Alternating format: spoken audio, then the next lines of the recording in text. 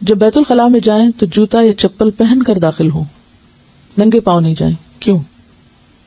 کیونکہ کسی نہ کسی طرح کوئی چھینٹ، کوئی نجاست کے ادھر ادھر گرنے کا، پڑنے کا خدشہ ہو سکتا ہے، اور انسان جب اندر جاتا ہے تو وہ نجاست کیا ہو جاتی ہے، پاؤں کے ساتھ لگ سکتی ہے، اور پھر واپس اگر آپ کمرے میں انہیں پاؤں کے ساتھ آ رہے ہیں تو واپس وہ پلٹ کر نجاست کمرے تک آ جائے گی. جوتا پہننے سے پہلے جھاڑ لیجیے، خاص طور پر جو لوگ ایسی جگہوں پہ رہتے ہیں جہاں پر بند گھر نہیں ہے اور کیڑے مکوڑوں کے اندر باہر آنے جانے کا خدشہ ہے، کیونکہ جوتا ایک گندی چیز ہے، ایسی چیز ہے کہ جس میں کیڑے مکوڑے جو ہیں وہ آسانی سے جا کر اپنی غذا تلاش کر سکتے ہیں، تو اس لیے جھاڑ کر جوتا پہنیے، خصوصاً اگر وہ بند جوتا ہو تو. داخل ہونے سے پہلے یہ دعا پڑھی، اندر جا کر نہیں، داخل ہونے سے پہلے باہر ہی پڑھ لیں، جاتے جاتے رستے میں پڑھ لیں. یہ نہیں کہ وہاں آپ کھڑے ہو جائیں اور پھر پڑھ کے پھر اندر تشریف لے جائیں اور دوسرے لوگ انتظار کر رہے ہوں کہ کب یہ فارغ ہوتے ہیں تو ہم بھی استعمال کریں ٹوائلٹ. تو ایسی صورت میں دین کے عمل کو اس طریقے پر نہ کریں کہ دوسروں کے لیے نفرت کا ذریعہ بن جائے کہ تمہاری تو دعائیں ختم نہیں ہوتی ہیں اور دوسروں کو تم نے پریشان کر رکھا ہے، تو یہ امپریشن نہ ملے گھر والوں کو. داخل ہونے سے پہلے یہ دعا پڑھ لیجئے، بسم اللہ اللہم انی اعوذ بک من الخبث والخبائث. شروع اللہ کے نام کے ساتھ، اے اللہ بے شک میں آپ کی پناہ چاہتا ہوں ناپاک جنوں اور ناپاک جننیوں سے، کیونکہ گندی جگہ یا نجاست کی جگہ ناپاک جنوں کی پسندیدہ جگہ ہوتی ہیں اور عام طور پر ان جگہوں پر وہ موجود ہو سکتے ہیں، اس لیے ان سے پناہ مانگتے ہوئے اندر جانا چاہیے. آپ کو معلوم ہے کہ جادو وغیرہ کے جتنے بھی اعمال ہوتے ہیں وہ عموماً گندی چیزوں کے ساتھ ہوتے ہیں. بیت الخلاء میں داخل ہوتے وقت پہلے بایاں پاؤں اندر رکھیے، یعنی لیفٹ پاؤں کو اندر لے جائیں گے اور نکلتے وقت پھر رائٹ باہر نکالیں گے.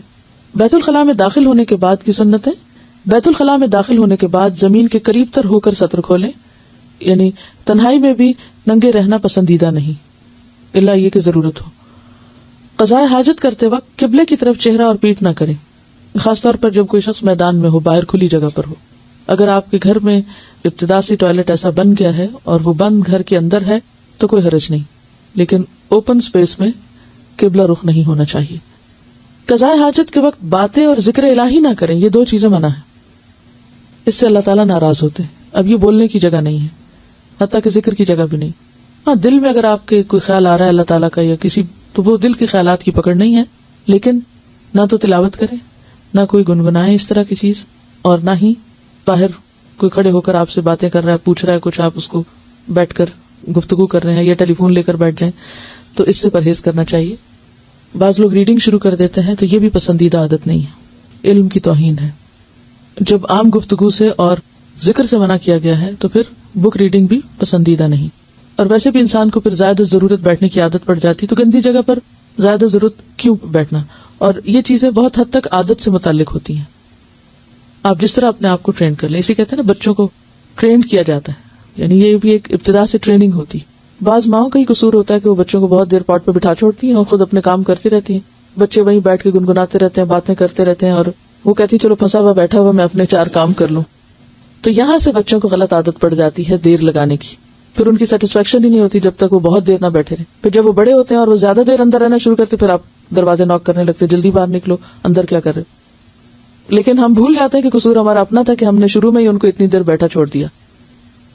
تو اس لیے نجس جگہ پر ضرورت کے لیے جانا چاہیے اور پھر فوراً نکلنا بھی چاہیے. پیشاب کی چھینٹوں سے بچیں، کیونکہ پیشاب کی چھینٹوں سے نہ بچنے کی وجہ سے قبر میں عذاب ہوتا ہے. اور اس کی وجہ یہ ہے کہ وہ ناپاک ہیں، وہ جسم پہ لگے رہیں گے تو نہ عبادت قبول ہوگی، اور عبادت ہی نہیں تو پھر نجات کس کی. زمین سخت ہو تو اسے نرم کر لیں. اب ظاہر ہے کہ ہر ایک کو تو کموڈ میسر نہیں، یا گھر کے اندر ٹوائلٹ میسر نہیں. دنیا کی ایک بڑی آبادی جو ہے وہ ایسی جگہوں پر رہتی ہے کہ جہاں انہیں باہر جنگل میں جا کر بیت الخلاء استعمال کرنا پڑتا ہے. تو ایسی صورت میں جس جگہ پر بیٹھے وہ جگہ نرم ہو کہ اس میں پیشاب جذب ہو جائے، اس کی چھینٹیں نہ اڑیں. قضاء حاجت کرتے وقت دایاں پاؤں کھڑا رکھیے، اس پر بوجھ کم ڈالیے، اور بائیں پاؤں کو پورا زمین پر رکھیں اور اس پر وزن دے کر بیٹھیں. اب آپ دیکھیں کہ نبی صلی اللہ علیہ وسلم نے آخری حد تک طریقہ اور ادب سکھایا ہے، اور اس میں اگرچہ کموڈ پر بیٹھنے سے یہ سنت پوری طرح تو آپ فالو نہیں کر سکتے، لیکن پھر بھی کسی حد تک آپ کر ہی سکتے ہیں کہ دایاں پاؤں اٹھا لیں اور بائیں جو ٹانگ ہے یا بایاں پاؤں جو ہے اس طرف کو اپنا وزن رکھیں.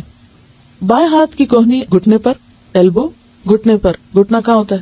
یہ جو جس کو گوڈا آپ کہتے ہیں، نی، ٹھیک ہے نا. تو نی کے ساتھ اوپر جو جوڑ کے ساتھ ہی جگہ ہے اس پر یہ کوہنی ہونی چاہیے. کیونکہ اس سے آپ کی خاص جگہوں پر پریشر پڑے گا اور اس پریشر سے جسم سے جو اخراجات ہیں ان کی ریلیز کو یعنی ہیلپ ہوگی، یعنی ان کی ریلیز آسان ہوگی۔ بائیں ہاتھ کی کوہنی گھٹنے پر، ہتھیلی بائیں کان کے نیچے، یہ کان ہے نا، تو کان کے نیچے ہتھیلی، کان کے اوپر نہیں، کان کے نیچے یہاں اس طرح، اور ہتھیلی کھلی بھی ہو سکتی ہے اور اگر مٹھی بند بھی ہے تو بھی اس جگہ۔ اگر آپ نے یوگا کی کچھ ایکسرسائز کی ہو یا کبھی یوگا انسٹرکٹر سے کچھ بات چیت کرنے کا موقع ملتا ہے، عموماً آپ نے دیکھا کہ وہ اس حصے کو، جن لوگوں کو اسٹمک کی ایسی تکلیف ہو تو اس حصے کو پریس کرنے کے لیے کہتے ہیں۔ آپ صلی اللہ علیہ وسلم نے اس حصے کو یہاں ہتھیلی رکھ کے پریس کرنے کو کہا ہے اس موقع پر۔ رسول اللہ صلی اللہ علیہ وسلم کا کوئی بھی حکم حکمت سے خالی نہیں، کیونکہ آپ کو یہ سب چیزیں بذریعہ وہی سکھائی گئی تھی۔ جس نے انسان کو تخلیق کیا اسی نے انسان کو حتیٰ کہ اپنے جسم کو صحیح طور پر استعمال کرنے کا بھی طریقہ سکھایا۔ تو آپ کو یاد رہے جو ہم نے بات کی تھی ویل بینگ کی، اس میں جسمانی اور فزیکل ویل بینگ بھی ہے۔ تو نبی صلی اللہ علیہ وسلم نے صرف ہمیں کچھ روحانی طور پر ہی ترقی کرنے کا حکم نہیں دیا، یا صرف قرآن میں طلاق اور نکاحی کے مسائل نہیں، بلکہ انسان کی ساری ضروریات، حتیٰ کہ ٹوائلٹ میں بیٹھنے تک کے طریقے کو جو زیادہ بہتر اور فطرت کے قریب ہے اور انسان کے لیے فائدہ مند ہے وہ بھی سکھایا۔ رسول اللہ صلی اللہ علیہ وسلم کا کوئی بھی حکم حکمت سے خالی نہیں۔ اس طرح بیٹھنے سے اخراج فضلہ میں آسانی ہوتی ہے۔ پیشاب یا استنجا کرتے وقت پرائیویٹ پارٹ کو دائیں ہاتھ نہ لگائیں بلکہ بایاں ہاتھ لگائیں۔ ناک صاف کرتے ہوئے بھی بایاں ہاتھ، استنجا کرتے ہوئے بایاں ہاتھ، کسی بھی غلاظت کو اٹھاتے وقت یا ہاتھ لگاتے وقت، کسی بھی مثلا کوئی گدی چیز صاف کر رہے ہیں آپ، تو ان سب چیزوں کے لیے بایاں ہاتھ استعمال کریں۔ بہت سے لوگ کھانے پینے میں بایاں ہاتھ استعمال کرتے ہیں جو کہ منع ہے۔ دایاں ہاتھ اچھے کاموں کے لیے، صاف کاموں کے لیے، اور بایاں ہاتھ نجس یا ناپاک چیزوں کے لیے۔ جب حکم آ گیا تو ما آتاکم الرسول فخذوہ، کوشش کریں بچپن سے بچوں کو ٹرین کریں۔ ٹریننگ کی بات ہے، جاپان میں لوگوں کو دائیں اور بائیں دونوں ہاتھوں سے لکھنے کی پریکٹس کرائی جاتی ہے۔ خدا نہ خاصہ زندگی میں اگر دائیں ہاتھ کو کچھ ہو گیا تو بایاں بھی ایکولی کام کرنے کے قابل ہو۔ حضرت عمر رضی اللہ تعالیٰ عنہ دونوں ہاتھوں کو بیک وقت برابر کا استعمال کر سکتے تھے۔ یہ صرف ٹریننگ کی بات ہے، یعنی مسل ٹریننگ ہوتی ہے۔ بچپن سے اگر آپ استعمال کرنا سکھا دیں بچے کو تو چاہے وہ لیفٹ ہینڈڈ ہے لیکن وہ دائیں کی بھی پریکٹس کر کے وہ سیکھ سکتا ہے۔ اور ساری زندگی ایک کام جو نہیں کرنا چاہیے وہ انسان کر کے اپنی نیکیوں میں ہی کمی کر رہا ہے نا، صرف اگر یہ کہہ کے کہ میرے پاس تو رخصت ہے، یہ جواز ہے کیونکہ میں لیفٹ ہینڈڈ ہوں، یہ کوئی جواز نہیں ہے۔ جس رب نے پیدا کیا ہے وہی رب جانتا ہے کہ انسان کو کیا کرنا چاہیے اور کیا وہ کر سکتا ہے۔ پھر اسی طرح یہ ہے کہ پیشاب کرنے کے بعد فوراً نہیں اٹھنا چاہیے، تھوڑی سی دیر رکنا چاہیے، کیونکہ فزیکلی یورین جو ہے وہ ایک ہی اسٹریچ میں پاس نہیں ہو جاتا پورا۔ اگر آپ جلدی کریں گے تو اس میں کیا ہوگا کہ ہو سکتا ہے کہ اٹھنے کے بعد پھر کچھ قطرے جسم سے نکل آئیں اور آپ کے کپڑوں کو یا جسم کو ناپاک کر دیں۔ اس لیے چاہے مرد ہو یا عورت، دونوں صورتوں میں یورین پاس کرنے کے بعد تھوڑا سا رکنا چاہیے تاکہ آخری قطرے تک بھی باہر آ جائیں۔ اور اگر ایسا نہ ہو، یعنی کہ ہر ایک کی اپنی اپنی عادت بھی ہو سکتی ہے، تو اس صورت میں انسان بہت جلدی نہ کرے۔ یعنی بعض اوقات بچوں کو آپ نے دیکھا ہوگا کہ فوراً واش روم میں جاتے ہیں اور ادھر ادھر کموڈ بھی گندا کیا اور فوراً باہر نکل آئے، اور کپڑوں کے ساتھ بھی غلاظت لگی ہوتی ہے اور پاکی ناپاکی کا کوئی خیال نہیں رکھتے۔ تو جیسے 7 سال کی عمر میں نماز کے لیے کہا جائے تو 7 ان چیزوں کا بتایا جائے۔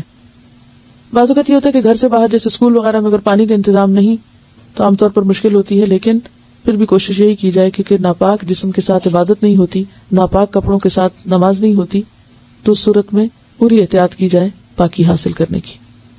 بیت الخلاء سے نکلنے کے وقت کی سنت: بیت الخلاء سے نکلتے وقت پہلے دایاں پاؤں باہر نکالیے اور باہر آنے کے بعد یہ دعا پڑھیے: غفرانک، آپ سے بخشش طلب کرتا ہوں۔ سوال آپ سے یہ ہے کہ اس وقت بخشش طلب کرنے کی ضرورت کیا ہے؟ کیوں؟ واش روم میں جا کر انسان کچھ دیر اللہ کی یاد یا ذکر سے غافل ہوتا ہے تو باہر آ کر پھر سے بخشش طلب کرتا ہے۔ نبی صلی اللہ علیہ وسلم نے بھی جب دن میں 70 سے 100 بار استغفار کرتے تو صحابہ کرام نے پوچھا کہ آپ کے تو سب گناہ معاف ہیں، آپ کیوں استغفار کرتے؟ تو آپ نے فرمایا: انہ لیغان علی قلبی، میرے دل کے اوپر بھی اس طرح کا اثر آ جاتا ہے، اور یہ ہے کہ وہ وقت جو ہمارا ذکر سے خالی گزرے وہ نقصان ہو گیا نا، تو اس کی کمی کو پورا کرنے کے لیے پھر کیا چیز فائدہ مند ہے؟ استغفار۔ تو باہر نکل کر بھی دعا پڑھنی چاہیے۔ تو گویا یہ جو ہم کہتے ہیں نا کہ اللہ کا ذکر ہر وقت، تو اس سے مراد کیا ہے کہ واش روم جاتے وقت بھی اور پھر نکلنے کے بعد بھی۔